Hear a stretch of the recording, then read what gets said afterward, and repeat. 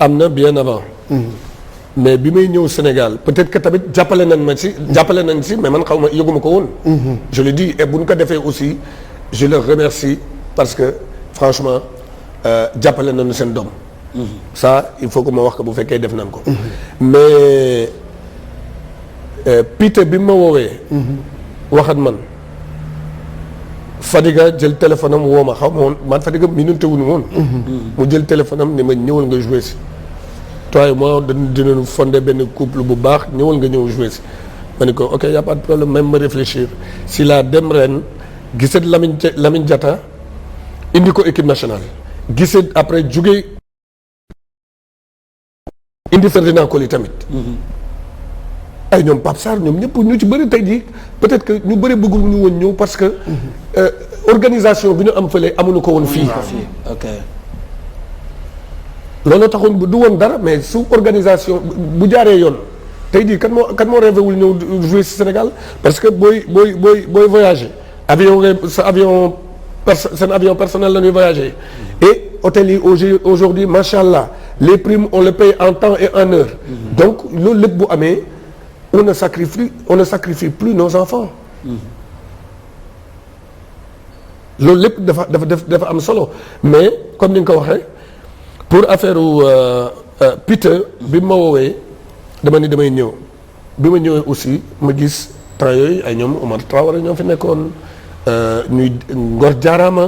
lan doon dal et tout ça mais franchement sama ñëw maa ngi fàttaliku bi ma ñëwee ba aéroport.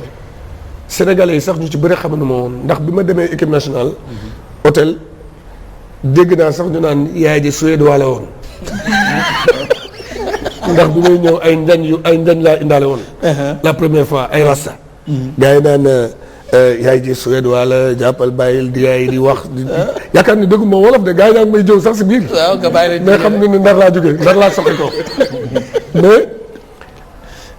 problème yi dafa bëri woon nag ci man. maa ngi fàttaliku un des plus grands dirigeants du Sénégal mënuma wax te fàttewuma turam te waxuma turam Demba Sall Niang.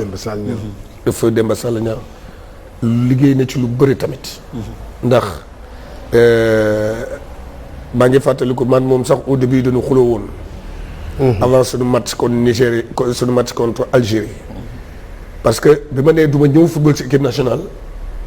Demba Sall Niang avait dit que il mérite d'être fusillé man ma ñëw di ma nuyu man ko du ma la nuyu je mérite d'être fusillé du ma la nuyu te naa la tontu après match bi contre Algérie. mais j'étais tellement focus pensé aussi que lu dul match bi ñu ñëw ñu dugal 3 buts ñu ñëw ñu gagné 3-0 ma 4-0 ou 3-0. 3-0 ma dugal 3 yëpp. waaw. maa ngi dégg ay tànk yi dox sama buntu nekk tic tac tic tac tic tac ba ni mais kan ma kii kan la ma yër. gis ki ni moom la ma ne kii paa bi dégg naa dafa mën xeex te man lay attaqué mais moom it bëgg na ñëw lu dul baalu ma ndax moom bu Sénégal gagné il est capable de tout te donner. Sénégal rek la gëmoon. ndeysaan. le vieux Demba Sall Niang. mu ni muy daw see bay dugg sama nekk naan ma fils sa papa bëggaloon na ma mais yow ni nga ma bëggale. kenn mosuma ko bëggale ci àdduna.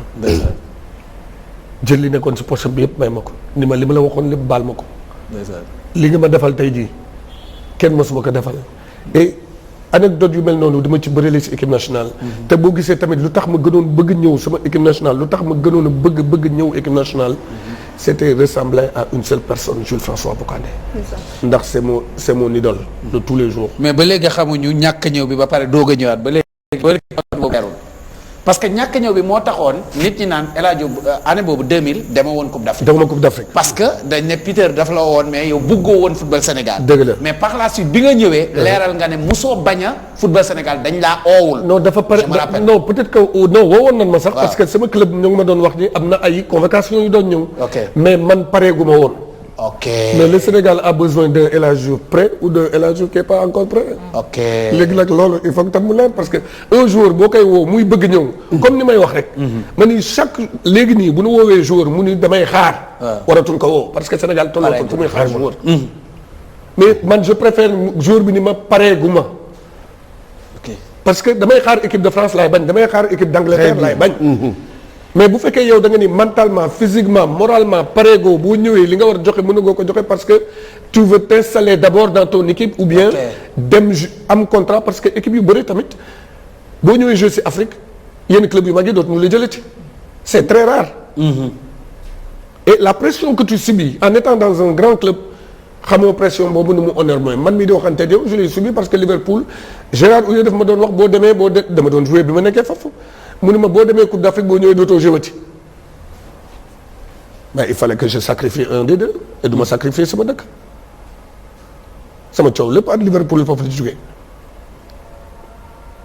parce que sama dëkk moo ma gënal fuuf sama club la preuve li ma joxe ci club li ma joxe ci sama dëkk mosuma ko joxe ci club je préfère tey jii sama tànk damm fii que sama tànk dem damm tey jii samay club. man ku nekk nag sa mentalité ak ni ngay doxalee man bi may ñëw j'étais un soldat comme Jules François Bocandé l'était du technique u Jules moo ma jaaxaloon du mën football u Jules moo ma jaaxaloon mais le patriotisme qui était dans lui. C'est ça que je voulais redonner aux Sénégalais. Et xamoon naa ni le talent est là. Le talent seulement sans l'audace talent sans audace doo dem.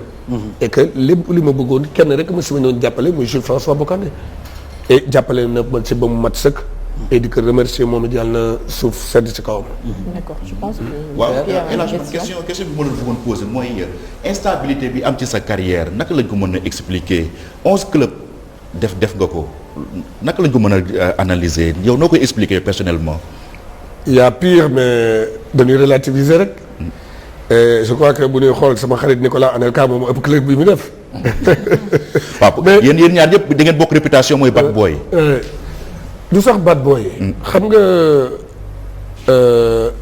club yi dañu doy waar aussi te man da may respecter d'abord respecter sa parole li nga ma wax tamit parce que mënoo ma wax ne ma boo ñëwee je te fais jouer avant-centre ma ñëw nga bëgg ma jouer le milieu gauche wala milieu droite wala affaire yooyu yëpp tamit te comme man aujourd'hui c'est normal tamit mu am parce que tey jii kilifa laa ci football.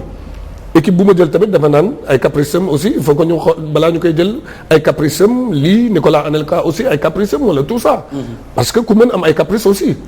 mais mën naa wax ni franchement loolu lépp nag jàng la parce que jàng naa ci lu bëre ndax nee nañu ku tukki rek jàng dëkk yi ma dem yëpp ak équipe yi ma joué yëpp jàng naa ci lu bëre c'est pour ça aujourd'hui mën naa toog waxante ak xale yi mais c'est vrai que mënoon naa toog ci benn club.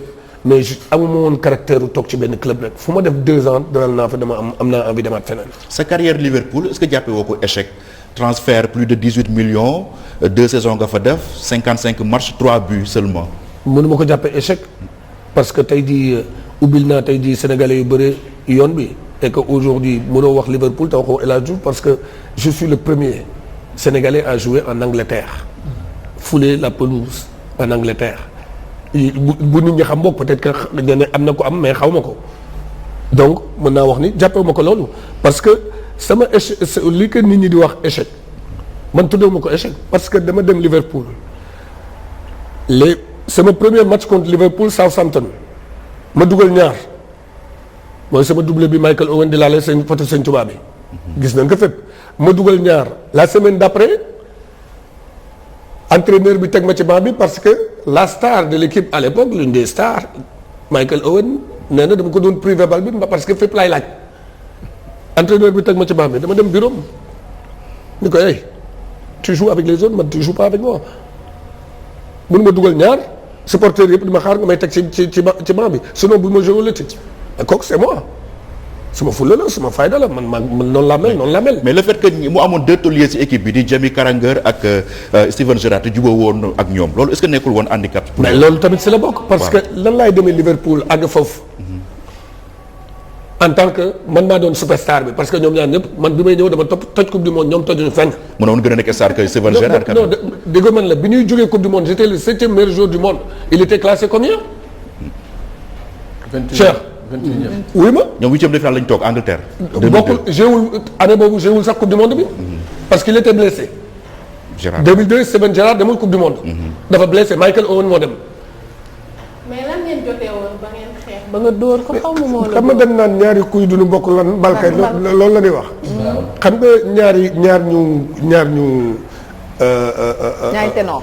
duñu am na yoo xam ne duñu ko bañ moom Liverpool la dëkk moom mooy enfant du pays. Scouse Liverpool boo fa dëkkee am nañu dëkk Liverpool mais duñu ay Scouse dañ fa dolli mais moom c'est un Scouse boo dëkkee Liverpool dëgg-dëgg ku boo jugee Angleterre ñëw fii di wax mën naa la wax kii fan la dëkk Newcastle la dëkk kii Liverpool la dëkk wala kii lii la dëkk wala kii parce que da ngay dem ba xam ko comme ni ñuy xamee fii pël yi séeréer yi tukulóor yi par leur très fin ou tout ça ñëw naa mu ne ma t'es pas trop appliqué wu si entraînement yi si ma ne ko c'est pas à toi de me le dire je m'appelle monsieur El Hadji Diouf du yow yaa ma koy wax un entraîneur est là pour le dire vas-y dégage. moo doon capitaine équipe bi. moo doon capitaine. du woon capitaine équipe bi temps boobu Gérard. du woon capitaine équipe bi temps boobu Sami Hyypiä moo doon entraîneur moo doon capitaine bi. ok mën naa la jox 3 capitaines yi bokkul woon. moom moo nekk après la nekk capitaine équipe bi. bien après. at man sama jamono nekkul woon capitaine équipe bi. c'était Sami Hyypiä. Sami Hyypiä bu fi nekkul c'était Marcus Babbel ou Djemane Aman. Aman l'allemand. voilà. donc man bi may ñëw dama ñëw at ay galon mais moom galon yooyu nangulu ma ko te Michael Owen nangul na ma ko. waaw. mos nga dégg Michael Owen wax ci man dara. mais Jimmy Carragher moom da lay clash. non mais c'est normal parce que Jimmy Carragher du footballeur. Ah bon? Il a jamais aimé les très grands joueurs. Jimmy Carragher a toujours clashé les joueurs talentueux parce que moom xeex la gëm. et à un moment donné aussi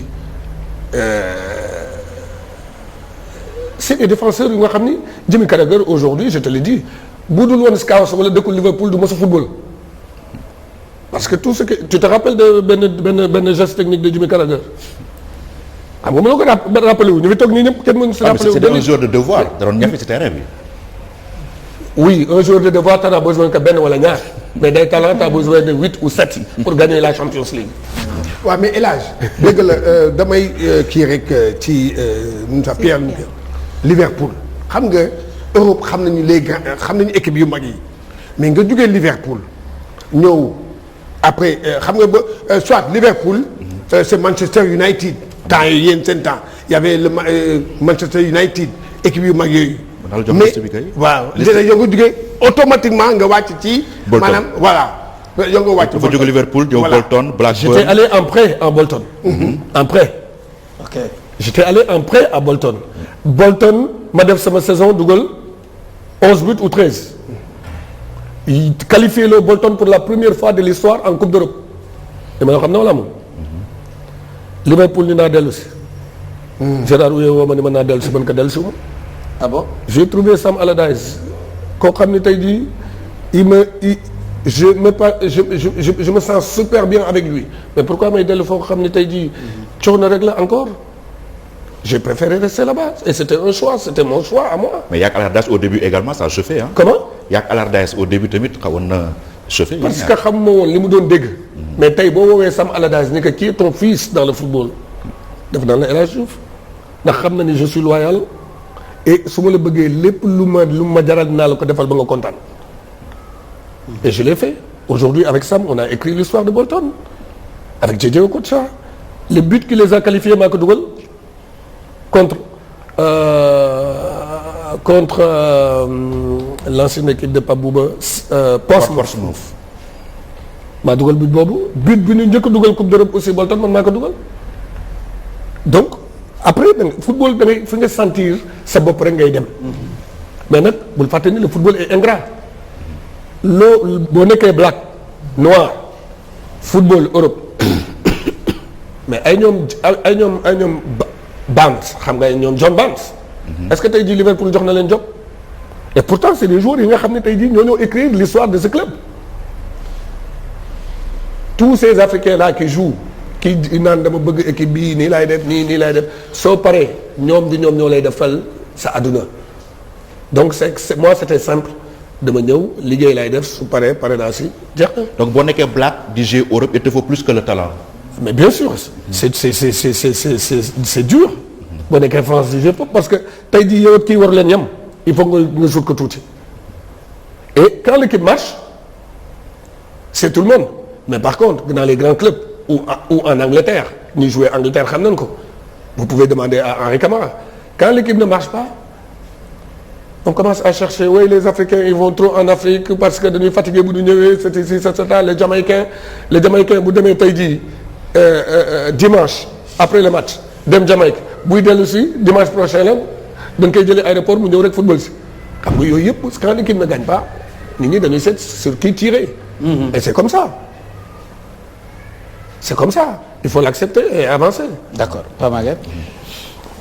macha allah rafetlu laaj ak tontu yëpp man fi may laajee rek mooy nekkam ci biir tanière bi parce que dañuy wax ne d'ailleurs lu yàgg dégg la comme nag mi ngi fii toog tey nekkatu ci football nekkatu ci wala boog nekkatul joueur mën nañ ci wax xëy na nekkam ci biir tanière dañu wax ne moom nit la koo xam ne da daan génn bay génnloo ay nit.